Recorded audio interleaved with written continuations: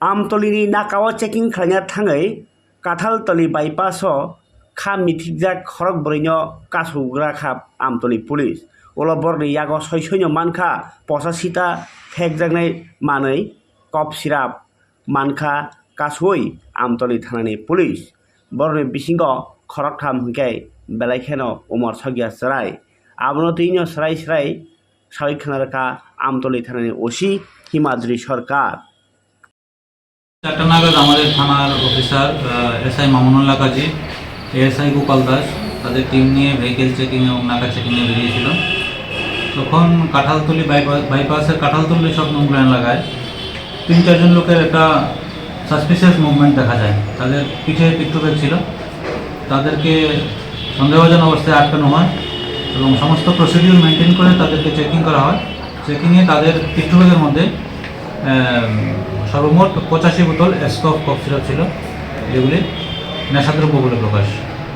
তো সমস্ত formalities maintain করে আমরা এগুলি শেষ করেছি এবং 4 জনকে আমরা ডিটেইন করেছি।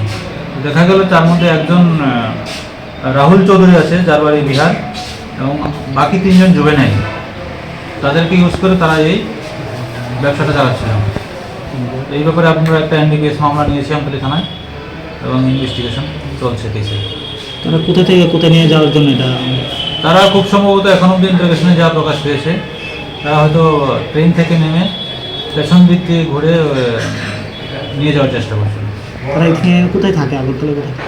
আগরতলায় গোয়া অবস্থিত তাদের আত্মীয় স্বজন আছে, ওইখানে যাওয়ার প্ল্যান ছিল তাদের। মালটা কোথা থেকে আনা হয়েছে? তারা বলছে তো বিহার থেকে এসেছে। তাদের সাথে কি আর কেউ জড়িত আছে বলে মনে করেন? এগুলি আমরা ইনভেস্টিগেশনে বের করবো, কারা কারা জড়িত আছে। তাদের মোবাইল সিরিয়াল অ্যানালাইসিস করা হবে এবং সমস্ত প্রসিডিউর মেনটেন করে আমরা পুরো রেকর্ডটাই বের করার চেষ্টা করব।